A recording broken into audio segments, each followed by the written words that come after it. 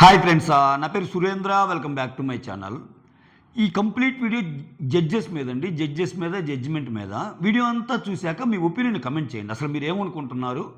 So అందరిది అదే ఆలోచనలో ఉన్నారా, లేకపోతే మీదేమన్నా డిఫరెంట్ థాట్ ప్రాసెస్సా అన్నది కమెంట్ చేయండి. సో ఇక్కడ జడ్జెస్ ఉన్నది జడ్జిమెంట్ ఇవ్వటానికా, లేకపోతే ఒక బిగ్ బాస్ యూనివర్సిటీని, ఒక డీమ్డ్ యూనివర్సిటీని ఏమన్నా నడిపే ప్రయత్నం చేసి దాంట్లో ఉన్న విద్యార్థులందరినీ మంచి చాకచక్యంగా రాణించి ఒక మంచి ప్రొఫెషనల్స్ లాగా తయారు చేసి బిగ్ బాస్ మెయిన్ షోలోకి వదలటానికా అనేది నా బేసిక్ డౌట్. అంటే అరాచకం అసలు ఈ జడ్జెస్ మాటలు కానీ వ్యవహారాలు కానీ చూస్తుంటే. అభిజిత్ ఏమన్నా పిహెచ్డి చేశాడా దీంట్లో, లేకపోతే బిందుమాధవ్ ఏమన్నా డబుల్ పిహెచ్డియా, నవదీప్ ఏమన్నా ట్రిపుల్ పిహెచ్డియా, వీళ్ళందరికీ డీన్ ఏమన్నా శ్రీముఖినా అన్న అనుమానాలు కలుగుతాయి. అంటే రీసెంట్గా ఈ వ్యవహారాలు చూస్తే. అంటే చూడండి, మన కంటెస్టెంట్స్ని ఉద్దేశించి వాళ్ళు మీరు మాకు ఒక ప్రామిస్ చేయండి, నెక్స్ట్ నుంచి బాగా పెర్ఫామ్ చేస్తామని అంటాం. అసలు ఎందుకు చేయాలి వాళ్ళు ప్రామిస్? ఇప్పుడు ఆ 45 మందిలో ఏరి కోరి ఈ 45 మందిలో 15 ఆనిముత్యాలని తీసుకుంది మీరే కదా. సో మీరు తీసుకున్నారు అంటే వాళ్ళు ఎంతో కొంత మిగిలిన వాళ్ళతో పోల్చుకుంటే పర్ఫామ్ చేసినట్టేగా. అసలు పోనీ వాళ్ళకి ఏమన్నా డబ్బులు ఏమన్నా వస్తున్నాయా? పైసా రావు. అట్లీస్ట్ అక్కడి నుంచి అయిపోయాక ఎవడు ఓన్ క్యాబ్లో వాడు వెళ్ళాలి, డబ్బులు ఉన్న వాళ్ళు అయితే ఎవరు ఓన్ కారులో వాళ్ళు వెళ్ళాలి. ఇంకా వాళ్ళని తెచ్చిపెట్టేందుకు మీరు ఇవ్వాలి ఇంకా డబ్బులు. ఓకే, వాళ్ళకేమి పైసా ఏమి ఒరిగేదేమి లేదుగా. పోనీ మీరంతా అలిగి అంత ఇది చేసి మేము వెళ్ళిపోతామంటే ఎవడికి లాసు? ఇప్పుడు ఏమన్నా ఆడున్న బిగ్ బాస్ కంటెస్టెంట్స్ కోసం ఏమన్నా వేసారా షో?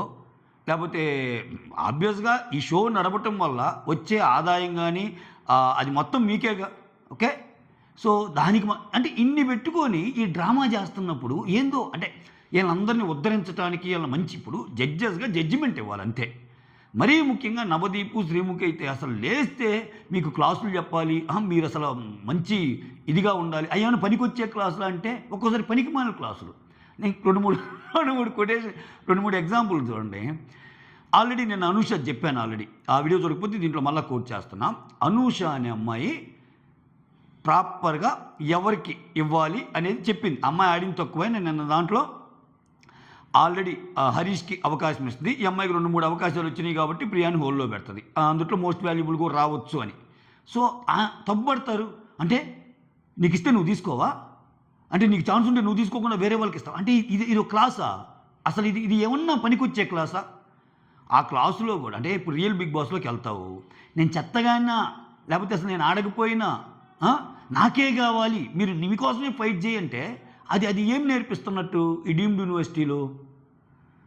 అట్లీస్ట్ జెన్యూనిటీని ఒప్పుకుంటే కొన్ని ఓట్లు పడతాయి కదా వాళ్ళకి. అదే కదా వాళ్ళు చేస్తుంది. అసలు వీళ్ళేమన్నా అందరూ అమాయకులా? మీరు ట్రైన్ చేస్తే ట్రైన్ అయ్యే అంత అమాయకులా? ఒక్కొక్కరు 1కి 5 సార్లు 10 సార్లు చూసి వచ్చి ఉంటారు. వాళ్ళకి తెలియని వ్యవహారాలా? అంటే నాకు ఇక్కడ నవ్వు వచ్చేది ఏంటంటే మిమ్మల్ని కత్తుల్లాగా తయారు చేస్తాం, ప్రొఫెషనల్స్ లాగా తయారు చేస్తామంటే ఇంకా అంత తయారు చేసి పంపిస్తే వాళ్ళు కామనర్స్ ఎందుకు అవుతారు? ఇప్పుడు నీలాగా ఉంటాం కదా. ఇప్పుడు నువ్వు సెలబ్రిటీస్తో పోటీ పడాలంటే ఇప్పుడు ఏంది ఈ అగ్ని పరీక్ష షో డెఫినేషన్ మార్చిపారు నూకారు. అగ్ని పరీక్ష అంటే ఏంది? చాలామంది కంటెస్టెంట్స్ దీనికి అప్లై చేశారు. అంటే బేసిక్ బిగ్ బాస్ వేరుకుండే పర్సెప్షన్ చెప్తున్నా నేను. చాలామంది దీనికి అప్లై చేశారు. వాళ్ళల్లో నుంచి కొంచెం మంచి వాళ్ళని తీసుకొని షోని నడిపిద్దాం. ఈ 15 మందిలో కూడా బాగా పెర్ఫామ్ చేసిన వాళ్ళని నెక్స్ట్ లెవెల్కి పంపిద్దాం. ఇది నాకు అర్థమైంది అయితే ఇది. ఐ హోప్ మీకు కూడా ఇదే అనుకుంటున్నా. సో వీళ్ళ బేసిక్ స్టైల్ ఎలా ఉండాలి? వాళ్ళ పెర్ఫార్మెన్స్ని చూసి జడ్జ్ చేసి పనికి రాని వాళ్ళని పక్కనేయాలి, బాగా పనికి వచ్చే వాళ్ళని ముందుకు పంపాలి. ఇది కదా జరగాల్సింది. సో ఇక్కడ అది జరగటం వల్ల కోచింగ్ సెంటర్ నడిపిస్తామంటున్నారు వీళ్ళు.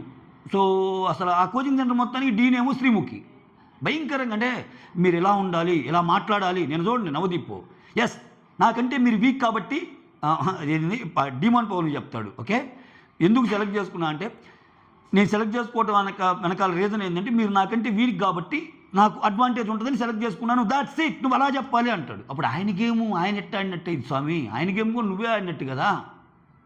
సో అక్కడేంటి మొత్తం ఇన్పుట్స్ ఇచ్చి ఇలా ఉండాలి, ఈ సినారియోకి కోచింగ్ ఇది అని చెప్పడానికా? ఫ్రీ ఫ్లోలో ఆడండి రా నాయన, ఎవరైతే తోపులు ఉంటారో వాళ్ళు ముందుకు వెళ్తారని అనటానికా? ఇది అరాచకం. ఇది అరాచకం అనిపించిందా లేదా? కామెంట్ చేయండి, ఖచ్చితంగా కామెంట్ చేయండి. ఓకే, అంటే ఇది మాకే అలా అనిపిస్తుందా, మీకు ఎక్కువ మందికి కూడా ఇదే థాట్ ప్రాసెస్లో ఉన్నారా అనిపించింది? ఆ. అంతేగా ఇప్పుడు వీళ్ళ మాటలని ఏమి ఆడకుండా లోపలికి వెళ్ళాక ఆడకపోయినా నాకే కావాలంటే ఎవడు ఏడోట్లు బయటకు వచ్చేస్తారు. అంటే నువ్వు నువ్వు కంటెస్టెంట్ని కొన్ని రోజులు లోపల ఉంచడానికి క్లాస్ ఇస్తున్నావా, కంటెస్టెంట్స్ పూర్తిగా బయటికి రమ్మని చెప్పడానికి ఇస్తున్నావా అనేది అర్థం కావటంలా. లేకపోతే ఇప్పుడు జడ్జెస్గా నిజంగా నాకైతే ఆ ముగ్గురులో పాపం అభిజిత్ని చూస్తే ఎందుకు వచ్చాడా పాపం, ఇతను మంచి పేరు పెట్టుకొని అసలు షోకి ఒక రకమైన హైప్ క్రియేట్ చేయడానికి ఆయన వాడుకున్నారు తప్పితే ఆయనకి దీనివల్ల ఏం ఒదిగిందో నాకు అర్థం కావటంలా. అసలు ముందు ఆయనకు మాట్లాడలేవు పాపం, కొన్ని ఎపిసోడ్స్ నుంచి అయితే చాలా తక్కువ, ఇంకా అది కూడా మాట్లాడకపోతే బాగోదు అన్నట్టు మాట్లాడుతున్నాడు అంతే. మొత్తం ఏమో టేక్ ఓవర్ చేసేసింది ఈ శ్రీముఖి. మిగిలింది ఆయన నవదీప్ డ్రామా చేయటానికి టకటక వస్తాడు, రెగ్యులర్ స్టార్ మా షోల్లో జరిగినట్టు వెళ్ళిపోతూ ఉంటాడు. అసలు ఇవన్నీ అంటే ఇంకా వాళ్ళు అనలేకగానే ఎప్పుడోకప్పుడు ఇంకా అంటే వీళ్ళందరూ ఆ లోపలికి వెళ్ళటానికి మెయిన్ బిగ్ బాస్కి వెళ్ళటానికి వీళ్ళనే మాటలు పడుతున్నారు. కానీ ఒకవేళ ఇదే మెయిన్ బిగ్ బాస్ షో అయితే బిగ్ బాస్ షో అయితే ఆ హరిత హరీష్ అనేవాడు దుమ్ము లేపు వదిలిపెట్టేవాడు. ఏమిరా నాయన మీరు ఏం చెబుతున్నారు, మేము వచ్చింది మాట ఆడటానికి తెలీదా, మీరు చెప్పేది ఏంది నాకు అంటే ఇప్పుడు నేను మీరు చెప్పినట్టు ఆడాలా, నా ఓవర్ఫ్లో నా ఫ్లోలో నేను ఆడాలా అని నేను ఎలా ఆడాలో కూడా మీరే చెప్తే ఆడబుద్ధి కావటం లేదు సార్ అని అంటారు కొంతమంది. సో అట్లా ఖచ్చితంగా అంటారు. కాకపోతే ఇప్పుడు ఏంటంటే మొత్తం కొంచెం యాక్టింగ్ నడుస్తుంది. ఎందుకంటే వీళ్ళ జడ్జిమెంట్లో ఎవరిని ముందుకు ప్రోత్సాహం చేస్తారో లేకపోతే మళ్ళీ ఇప్పుడు అన్నెసరీ ఇది చేయటం వల్ల ఆ ఉన్న జడ్జెస్కి ఏమన్నా లింకప్స్ ఉన్నా కానీ ఆ బిగ్ బాస్ టీమ్ తోటి ఎక్కడ మనకు అవకాశాలు పోతాయని చిన్న చిన్న భయాలు ఉంటాయి. సో అసలు నాకు ఒక్కసారి విపరీతంగా నవ్వు వస్తుంది. వీళ్ళు చెప్పే అది ఫైర్ అవుతా. ఎస్ నువ్వు ఇలా చెప్పింది, నువ్వు ఇలా అనకూడదు, ఇలా అను, నువ్వు ఇలా అనకూడదు, నువ్వు ఇలా అను అనేది నవదీప్ పర్సెప్షన్ని ఎంటైర్ బిగ్ బాస్ కంటెస్టెంట్స్ మొత్తం ఫాలో అవ్వాల్సిన పని లేదుగా. అలా ఫాలో అయితే బిగ్ బాస్ యూనిక్గా ఉంటుంది, అందరూ ఒకే మెంటాలిటీతో ఉంటారు. బిగ్ బాస్ అనేది చాలామంది చాలా రకాలుగా ఉండే మెంటాలిటీస్. ఒక్కొక్కడు హాస్యం చేసేవాడిని అట్రాక్ట్ అవుతాడు, ఒక్కొక్కడు ఇప్పుడు ఉన్న హరిత హరీష్ ఎందుకు అట్రాక్ట్ చేయగలుగుతున్నాడు, ఇతను కంటెంట్ ఇస్తాడు, ఖచ్చితంగా ఇతను నామినేషన్స్లో దుమ్ము దులుపుతాడు. అది గుడ్ ఆర్ బ్యాడ్ వదిలేసేయండి అబ్బా, అది గుడ్ ఆర్ బ్యాడ్ వదిలేసేయండి.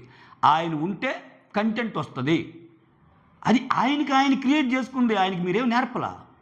ఆయనకు వచ్చే ముందు ఇంకా ఆయన టు బి ఫ్రాంక్ రాగానే జడ్జెస్ మీదకే వెళ్ళిపోయాడు. సో ఆయనకి తెలియదా, ఆ ఒక్క అంశమేగా ఆయన కాపాడుతుంది. సో ఇప్పుడు హరిత హరీష్ మాటలు ఎట్టున్నా ఆయనలో ఒక యూనిక్ పర్సనాలిటీ ఉన్నాడు. టక్కన షట్టిప్పి దొరకటం కానీ నేను ఇంట్లో కానీ అట్నే దుడుస్తా అంటున్నాడు ఆయన. మళ్ళీ ఆ షర్ట్ ఆయనే వేసుకో సరే అది ఎలా అనిపించినా సో దాని గురించి చర్చ జరుగుతుంది. అట్లా నేను అనేది ఒక్కొక్కరికి ఒక్కొక్కటి ఉంటుంది టాలెంట్.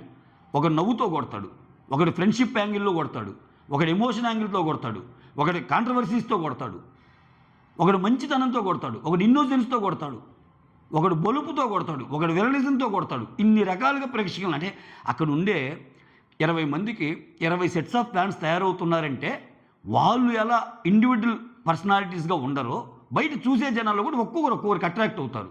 సో నేను కామెడీని ఆస్వాదించేవాడిని అయితే కామెడీకి అట్రాక్ట్ అవుతా. అరే ఇతను చాలా పాయింట్ బాగా మాట్లాడుతున్నారు అనేవాడికి వాళ్ళ క్లాస్ వాళ్ళకు ఉంటుంది, క్లాస్ మాస్ ఇట్లా ఉంటుంది. అంతేగాని అందరినీ ఒక గాడిని తెచ్చి ఇదో పెద్ద యూనివర్సిటీ, మేము పెద్ద కోచింగ్ ఇస్తున్నాము, ఇక్కడ నేర్చుకుంటే భలే ఉంటుంది అని చెప్పి పంపడానికి మిమ్మల్ని పెట్టిన జడ్జిమెంట్ చేయటానికి నాయన. అది వదిలేసి ఎలా ఉండాలి అలా ఉండాలి అసలు మంచి పౌరులుగా తీర్చిదిద్ది సానబెట్టి లోపలికి పంపి కత్తిలాగా పంపిస్తామంటే అంటే సెలబ్రిటీతో ఎలా పోటీ పడాలో మీకు కొన్ని తెలియవు, అవన్నీ మేము నేర్పి పంపుతాం.